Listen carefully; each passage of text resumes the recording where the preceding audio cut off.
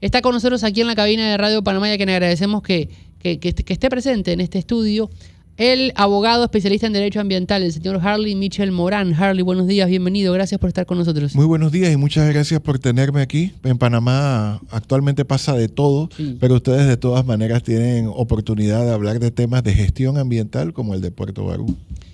Abogado, sobre ese tema, hace 3 semanas tuvimos la posibilidad de hacer el programa Panamá Hoy desde el área de donde se va a construir el Puerto Barú, allá en Chiriquí. Y bueno, por un lado el acceso al área es complicado de por sí, porque por ahora el acceso se da por detrás del centro penitenciario de David, la cárcel de varones, como le llaman comúnmente. Y bueno, han habido muchas preguntas en torno al tema. Hemos conversado con el director general del proyecto de la empresa, hemos conversado también con diferentes actores que nos ayudaron a entender qué iba a pasar en el área, qué va a pasar en el área y cuál es el proceso. Pero me gustaría poder ilustrar a la audiencia de cómo avanza la situación. Según lo que hemos podido saber en los últimos tiempos, y lo hablamos también allá en el proyecto durante el programa que realizamos en Chiriquí, no se puede avanzar hasta que haya una respuesta en firme de la Corte en torno a uno de los asuntos pendientes. Y a la población le queda una interrogante respecto a Puerto Barú. ¿Cómo podemos empezar a descifrar todo lo que está ocurriendo? Sí, muchas gracias, porque precisamente yo creo que has dado en un punto muy, muy especial, porque cuando un estudio de impacto ambiental como el de este proyecto se aprueba, y esto se aprobó en enero del 2024, es mediante una resolución que obliga a 2 partes.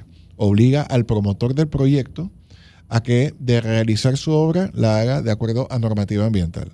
Por ejemplo, en el caso de Puerto Barú, no puede talar manglar, no puede afectar manglar, tiene que reforestar manglar que incluso él mismo no taló, sino que se ha talado a lo largo de los tiempos, tiene que apoyar a la comunidad y tiene que realizar actividades a favor del ambiente. Esto es algo que todas las resoluciones de impacto ambiental te van a decir, pero en este caso, como está en la adyacencia de un área protegida, más tiene que hacerlo. Esta resolución obliga al promotor, pero también obliga al Estado, porque por eso es que existen las decisiones administrativas. Es más, existe un principio de irrevocabilidad del acto administrativo. Es extremadamente excepcional que la administración pueda hacerlo. Este proyecto, ¿qué ocurre? Ha recibido por parte de los ecologistas personas que, a pesar de todo el avance del derecho ambiental que se ha procurado gracias a la sociedad civil, gracias a algunos sectores gubernamentales y gracias a ellos mismos, ahora tenemos una gran cantidad de normativa ambiental que se tiene que cumplir, como la que te acabo de narrar.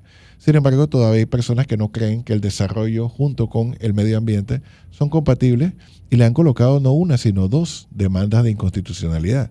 Sin embargo, estas demandas de inconstitucionalidad, a pesar de que han venido acompañadas de una petición de suspensión de los efectos de la resolución que te acabo de contar, la Corte ha estimado que no era necesaria tal suspensión, que el peligro inminente al ambiente, que la destrucción del ambiente no era producto de ninguna resolución. Es más, la resolución dice lo contrario.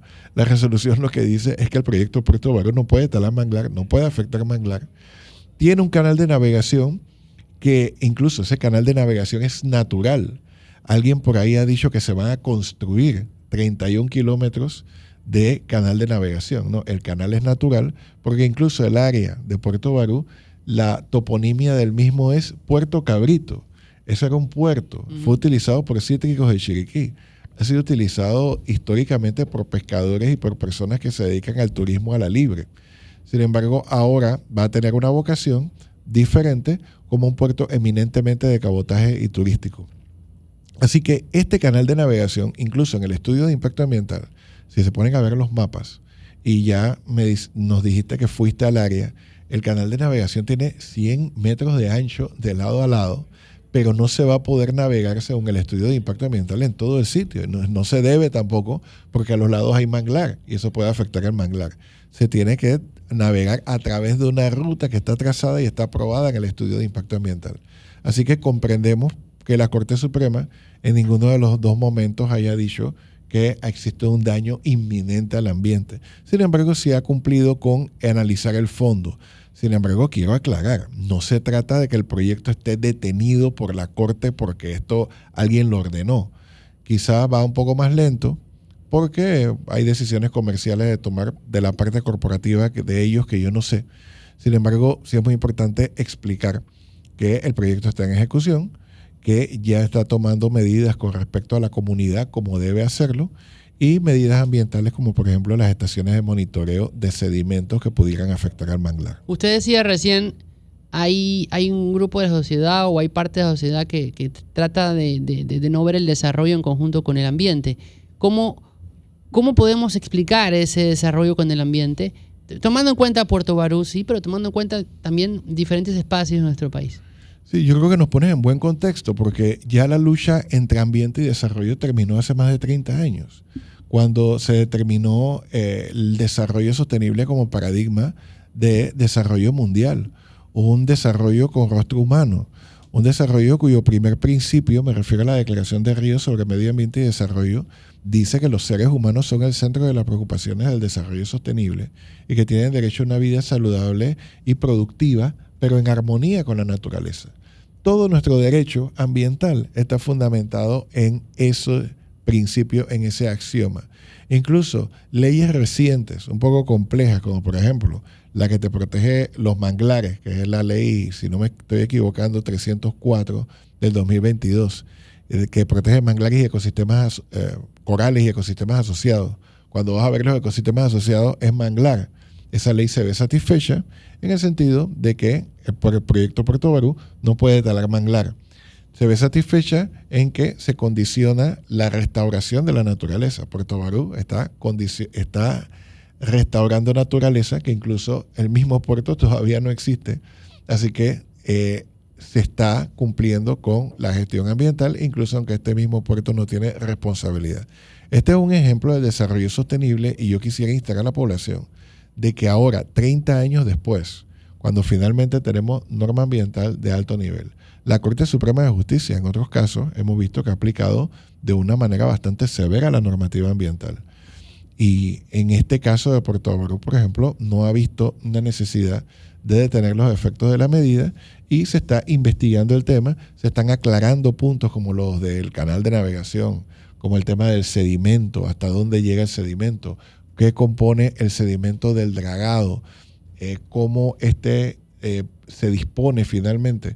O sea, todos estos aspectos son interesantes, son importantes, pero como la gente a veces no los conoce, y muchas veces en las campañas, y acá yo creo que el sector ecologista ha hecho muchas campañas positivas, una de ellas fue Panamanglar.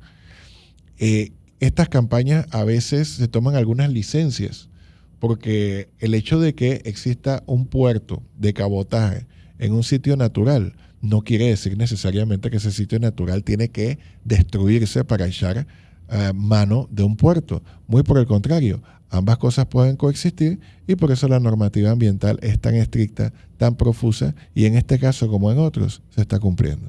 El informe que solicitó la UNESCO, ¿a razón de qué? La UNESCO tiene una preocupación que proviene, a mi juicio, de la campaña tan intensa que se ha dado con respecto al puerto.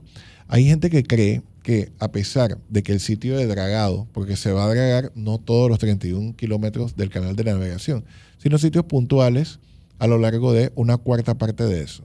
Finalmente sería como un 4% de todo el canal de navegación que tendría que ser dragado con cierta periodicidad, para disponer de este dragado en una fosa natural de roca que queda en el área y que mide en dimensiones 280 hectáreas aproximadamente. Esto lo que significa es que del sitio de dragado a Coiba, a la isla de Coiba, son 92 kilómetros.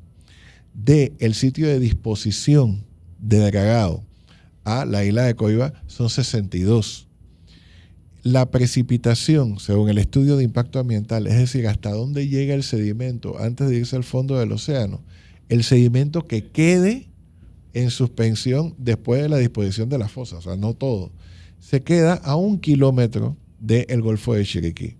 O sea que aquí estamos hablando de un viaje de 61 kilómetros que no son lineales, como habré visto en algún meme, que ponen una flechita porque alguien dice que, bueno, de aquí a allá el sedimento fino va a llegar. Esto no lo confirman los estudios que fueron aprobados por el gobierno panameño. Esto no la verdad es que no le puede, o sea, incluso ni siquiera me explico cómo se pudiera llegar a esa conclusión, porque el sitio no es lineal, hay corrientes oceánicas de alto poder que están entre un sitio y el otro. El sedimento al que nos referimos, aunque se llame o le llame sedimento fino, está compuesto más que nada por arena que de manera natural ya atrae, ahora mientras estamos hablando, el río Chiriquí a la formación estuarina que es el canal de navegación. Por tanto, es bastante poco probable, si no imposible, de que el sedimento llegue de manera significativa al Parque Nacional Coiba. Sin embargo, ante rumores o ante conversaciones o ante elementos que han hecho los medios de comunicación, por supuesto que la UNESCO tiene una preocupación, la ha manifestado, ya el gobierno nacional le contestó en el año 2024. Sin embargo, volvieron el año pasado y han colocado este elemento como uno de los muchos que son sus preocupaciones en Coiba, como el marco legal, la capacidad de carga del sitio, los yates que navegan ahí, el ganado que todavía sigue en soltura, aunque ahora está muy reducido, y otros elementos. Así que el llamado de la UNESCO es importante, pero tampoco lo sobredimensionemos, como si fuera una nueva revisión del estudio de impacto ambiental. ¿Y por qué lo estoy diciendo? Porque no puede haber doble juzgamiento de algo. El artículo 32 de la Constitución dice que nadie será juzgado sino por autoridad competente y ni más de una vez por la misma causa, entre otras administrativas. Este estudio de impacto ambiental ya se aprobó y yo creo que haría una destrucción a la reputación del país en materia de seguridad jurídica si cada vez que hay una preocupación vuelvan a revisarse los instrumentos ya aprobados. Y ahora, al margen de que el doble juzgamiento y demás, lo que pueda decir UNESCO el día de mañana es vinculante con las reglas y con la situación local. Nunca lo ha sido de una manera contundente. La UNESCO tiene muchísimas preocupaciones, porque la convención a la que nos referimos es la Convención de Patrimonio Natural, Cultural y Mundial. Esta convención habla de patrimonios culturales, como por ejemplo Casco Antiguo. Casco Antiguo tiene muchos desafíos y la UNESCO lo que te hace es guiarte hasta que esos desafíos sean cumplidos. La UNESCO puede quitarte el patrimonio de la humanidad, pero eso es solamente si las condiciones preexistentes para que este patrimonio exista, y esto está de acuerdo a un chart, de acuerdo a unos parámetros muy específicos. Esto sí lo puede hacer, pero en materia de patrimonio natural, con nuestra experiencia que hay en Darién, todos sabemos los problemas que hay en Darién en cuanto a conservación. En el Parque Internacional de la Amistad, graves problemas que son muy largos de enumerar. Y en el propio Coiba, problemas que son inherentes a la isla, inherentes a su manejo legal, inherentes a los anclajes e inherentes al ganado de soltura que hemos hablado antes, incluso aparte del financiamiento. Este tema de Puerto Barú es simplemente un tema más. Ellos han pedido, revisen el estudio de impacto ambiental, pero una cosa es que mi ambiente se componga en una mesa, sus autoridades competentes vuelvan a revisar la parte oceanográfica y que le den una respuesta a UNESCO a volver a revisar el estudio de impacto ambiental. ¿Y UNESCO pidió revisar o reevaluar? No, reevaluar es imposible que lo pida porque las normas se estiman sabidas. Ellos hablaron de una revisión. Yo creo que a veces hay problemas de traducción. Y recordemos que la UNESCO es un ente mundial y hay muchas maneras de expresarse, pero ninguna manera de expresarse puede interpretarse como contraria o con falta de armonía con la normativa vigente. Este es un proyecto aprobado y un proyecto en ejecución, que si bien tiene 2 demandas de inconstitucionalidad presentadas por un sector que no cree que el desarrollo y la gestión del ambiente son compatibles, esto no ha detenido la ejecución del proyecto. Eso sí, el proyecto, y es lo que yo aconsejaría, ha andado con calma y con cuidado, cumpliendo su responsabilidad ambiental, pero eso sí, bajo la vigilancia de las personas, del pueblo chiricano, que yo creo que tiene todo el derecho de no solamente tener un puerto, sino también un puerto que respete la normativa ambiental, como hasta el momento lo ha estado haciendo este. ¿Falta algo por parte de la Corte para que un proyecto como Puerto Barú avance en el desarrollo? Bueno, el primer proceso ya está en fase de pruebas y alegatos. Pruebas y alegatos donde ambas partes han colocado sus argumentos testimoniales, periciales. Yo no sé si esto es de buen gusto decirlo, pero parte de los videos que han estado saliendo en las redes coinciden con las exploraciones que han hecho los grupos buscando sus propias pruebas. Así que por ahí viene un poco del tema, ¿no? Este es un momento álgido del proceso, álgido por decir algo aquí en un medio de comunicación, pero es un momento normal también del proceso, las pruebas y alegatos, es como el cenit. Ya después de esto vienen los propios alegatos y después el primer proceso estaría en etapa de decidir. Así que yo creo que también este asunto coincide.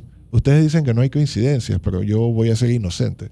Coincide con una fase importante del proceso administrativo que han presentado ciertos grupos contra el Puerto Barú. Usted en su trabajo de abogado especialista en derecho ambiental, ¿ha podido certificar que la empresa haya cumplido con los seguimientos que solicita, por un lado, el Ministerio de Ambiente y que todos los pasos a completar para que se pueda cumplir con los lineamientos y con la reglamentación hayan sido efectivos?